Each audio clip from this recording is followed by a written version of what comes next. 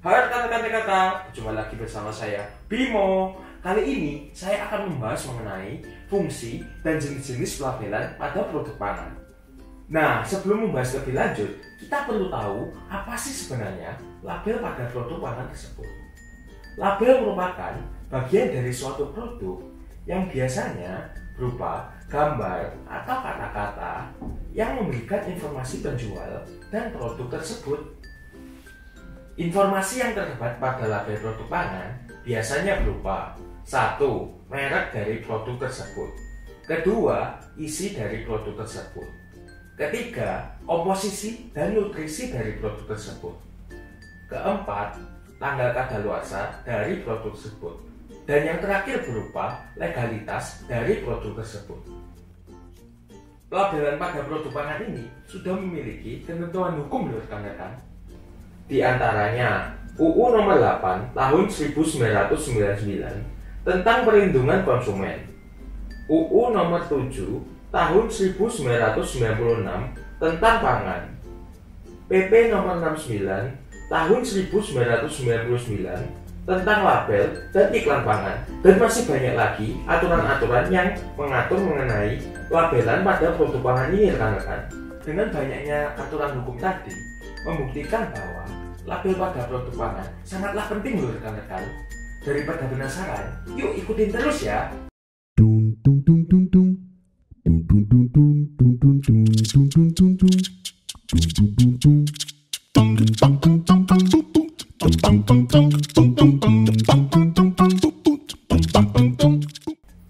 Pertama, kita akan membahas mengenai fungsi dari label pada flexible packaging.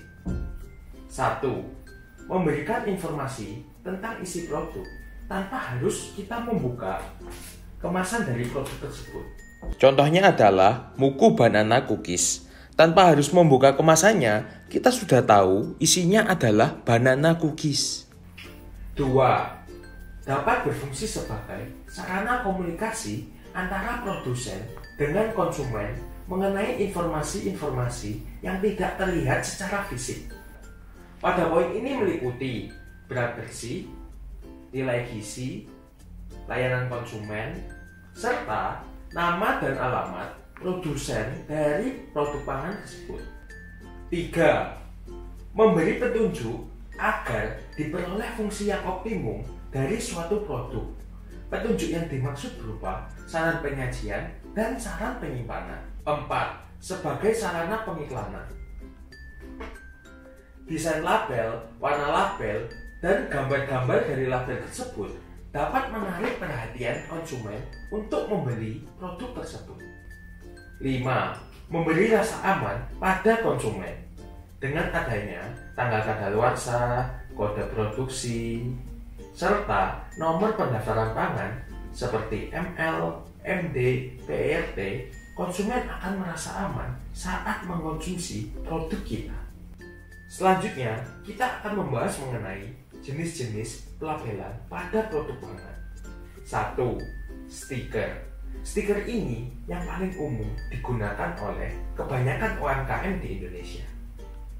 Terdapat berbagai jenis-jenis stiker, di antaranya vinil, bontaks, metalik, dan transparan. Pertama, stiker vinil. Stiker vinil ini terbuat dari bahan plastik vinil yang tahan terhadap air, sehingga warna dari label tersebut tidak akan mudah luntur. Selain itu, stiker vinil ini memiliki kelenturan yang sangat baik, sehingga tidak mudah sobek rekan-rekan. Kedua, stiker bontaks. Stiker bontaks terbuat dari bahan kertas yang tidak tahan air, sehingga warnanya akan mudah luntur. Selain itu, dia tidak lentur rekan-rekan, sehingga akan mudah sobek.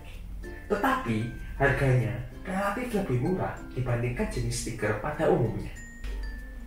3. Stiker metalik. Stiker metalik terbuat dari bahan yang mengkilap, sehingga memberikan kesan yang eksklusif kepada produk rekan-rekan. Keempat, stiker transparan. Stiker transparan terbuat dari bahan yang tembus pandang. Tujuannya agar warna asli dari kemasan tetap terlihat. Nah, berdasarkan ukurannya, stiker ini dibagi menjadi dua, yaitu ada yang full body dan ada yang tidak. Nah, saya akan menunjukkan bedanya yang full body stiker dan yang tidak. Ini untuk yang tidak full body, dan ini untuk yang full body stiker. Dengan menggunakan yang full body stiker akan lebih menarik dilihat oleh konsumen rekan-rekan. Selanjutnya, kita akan membahas mengenai keuntungan dan kekurangan penggunaan stiker ini. Keuntungannya adalah dengan menggunakan stiker ini bisa full color rekan-rekan, jadi akan lebih menarik jika dilihat oleh konsumen. Untuk kekurangannya adalah dari segi harga dan waktu. Karena dari segi harga akan lebih mahal dan lebih tidak efisien karena membutuhkan waktu untuk menempelkan stiker pada kemasan itu sendiri. Selain itu, kemasan akan tetap tidak bisa didaur ulang jika menggunakan kemasan kepek yang berlogo Furek yang seharusnya bisa didaur ulang secara seutuhnya. 2. Adalah penggunaan sablon. Penggunaan sablon akan relatif lebih murah. Selain itu, minimum order quantity-nya juga lebih kecil. Dan yang pasti bisa didaur ulang seutuhnya jika menggunakan kemasan kepek berlogo Furek. Kalau di TKK, rekan-rekan sudah bisa menyablon dengan minimum order yang hanya 500 piece rekan-rekan. Penggunaan sablon ini juga memiliki kekurangan, yaitu desainnya akan lebih terbatas karena maksimum warna dari sablon ini hanya kurang lebih 3 warna. Ketiga adalah penggunaan printing. Nah, penggunaan printing ini akan lebih konsisten dari segi warna, ukuran, dan posisi. Selain itu, warnanya tidak terbatas, seperti sablon tadi rekan-rekan. Kekurangannya adalah minimum order quantity-nya yang cukup besar. Selain itu, waktu produksinya yang lama. Namun, akhir-akhir ini, TKK menyediakan jasa printing kemasan yang disebut dengan full direct printing. Nah, untuk di TKK sendiri, minimum order quantity-nya cukup relatif lebih rendah. Tetapi, harganya lebih mahal dibandingkan dengan stiker dan sablon. Nah, ini bisa menjadi alternatif bagi rekan-rekan TKK yang ingin menggunakan jasa printing dengan minimum order quantity yang rendah. Toko kemasan kita melayani percetakan label pada kemasan fleksibel loh, mulai dari stiker, sablon, dan printing. Untuk stiker ada 2 macam, yaitu full body stiker dengan minimal 500 piece, dan yang tidak dengan minimal 10 lembar A3. Untuk sablon bisa dengan minimal 500 piece saja loh, dengan maksimal warna kurang lebih 3 warna. Untuk printing di TKK namanya full direct print, dengan minimal yang hanya 1000 piece. Untuk informasi lebih lanjut, bisa telepon di hotline kita di 0804 1234 999. Itu tadi pembahasan kita mengenai jenis dan fungsi-fungsi pelabelan pada produk pangan. Jadi, label pada produk pangan tidak hanya digunakan untuk informasi produk saja, tetapi dapat digunakan sebagai sarana pemasaran juga. Selain itu, ternyata banyak sekali jenis-jenis pelabelan, mulai dari stiker, sablon, dan printing. Terima kasih sudah mengikuti dari awal hingga akhir. Jangan lupa untuk like, share, dan subscribe video kita ya. Sampai jumpa!